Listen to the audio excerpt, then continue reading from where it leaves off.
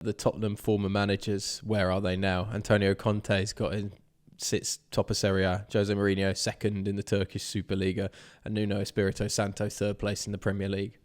That's their last three managers. Every Tottenham supporter I hear says it's Daniel Levy is the issue. And it's hard to argue against it now. Hard for Daniel Levy, though. He's created this, this incredible stadium. They're extremely well-run club, right? Like, they're never in the discussions about the financial fair play and all this kind of stuff. He's hired a succession of coaches that should have worked, like Espírito Santo, Mourinho, Conte. Good coaches. And it must be really hard for him, having created this thing that should now equate to trophies and top six finishes, to see that it hasn't, and for someone to tell him, why not give someone else a go at running the football club because they'll do it better. Very difficult. Well, one other thing, actually, what pops into my head about Tottenham, Ollie. I read an interesting article in The Guardian this week about how Ange Postecoglou needs to succeed, because if you look at the top sides in the Premier League and the Premier League in general, pretty much always go for European coaches, right? Always European or British coaches. Very rarely, if ever, will you get a coach from Asia. Like, can you imagine a coach from Japan or a country in Africa or New Zealand or Australia come to the Premier League and get like a big job? It doesn't really happen, right? And there may be many legitimate reasons behind that. I don't know. I haven't delved into the complexity. But the thesis of this article was that Postecoglou needs to succeed, because if he doesn't, it'll be another thing that is used against coaches from Africa or Asia, in the sense that, let's stick to Europe because we know what European coaches can do. We're safe with the European coach. They understand it all. Rather than someone being like, you know what, there's this fella in Japan who's doing incredible things with this club or that club, or there's this, there's this guy in Morocco or whatever, or New Zealand, we're going to take a punt on him. But they don't. Lee Bowyer's having a great turn in charge of French Martinique or whatever was we were talking last week. Look what Bowyer's done with Zimbabwe over the last 6 years. If you could turn that side into a competing nation in the...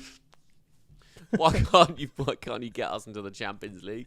Yeah, obviously it doesn't equate exactly, but I did think it was kind of interesting. I mean, the accent's an interesting one, because it's very easy to subtly mock the mate thing from Postecoglou, but it's kind of interesting territory as well, because I don't know. I hope it works out. Do you think that right potentially hinders him in big moments trying to? I believe so, and that's not really fair. Whereas a slick Portuguese guy saying certain things seems to go down better. You could just see someone like the more reprobates in that Tottenham dressing room just having like a little snigger as Ange is laying into them at half time. Like, crikey, tell me there guys. isn't a WhatsApp group of Tottenham players, and like after they've lost, just someone being like, mate, or something like, tell me there isn't that WhatsApp group. There obviously is. Disappearing messages set to 24 hours. Don't worry about it. Like 100% that exists. That ray gun meme just going around every few days. Ange was hopping mad today. But I feel like we're talking about him every week. He's going to be sacked. It's just when he is going to be sacked. I don't see how he survives this. I mean, I texted you yesterday and said, Tottenham, relegation battle? And you said no, and I agree with you, because there's three poor sides in this division. But I tell you what, I was looking at his last 10 results compared to the last 10 results of the previous 6 Tottenham managers that have got sacked, and it's worse than any of them, right? So, I mean, he's right down there. The cup games can save him, maybe. As I say, we talked about it a lot last week, so I don't want to go over old ground, Ollie, but give me a number of games that you think he's got from here. Do you think he'll make it to the end of the season, is my question.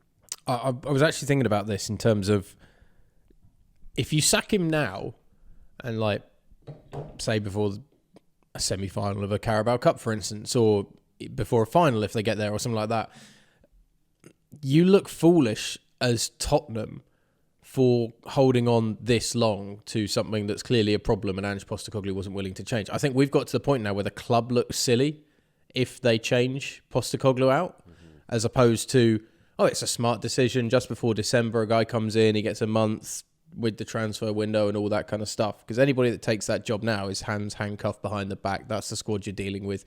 This is now the minimal amount of time that you've got to implement a new change in system, get these players working and playing a style of football that's not going to concede at least 2 goals every other game. And I wonder if Ange will see out at least the rest of this season.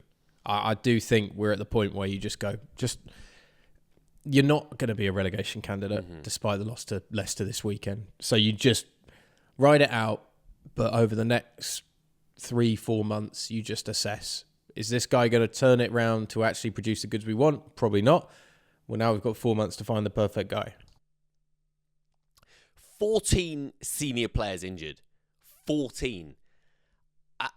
It's close, apparently, to the worst Premier League injury crisis ever in terms of statistics of players out. I mean, 14 senior players injured is insane. Apparently, a few back over the next couple of weeks, they need to be, because this is a free-fall Tottenham side. All right, we'll leave it there with Tottenham, Ollie, because we did cover it last week, but I just think they've got a home game in the Europa League against Elfsborg, I think, which I think they'll win, but then they're away at Brentford in the Premier League. They're away at Anfield, Carabao Cup semi-final, second leg. They're away at Villa Park, big FA Cup game. I mean, it's really tough to see them getting something there. I think you lose those 3 games, away Brentford, away Liverpool, away Villa, and I think you're in big, big trouble. But we'll see. I hope I'm wrong, as I've said many times. I like the Ange show. It's a lot of fun.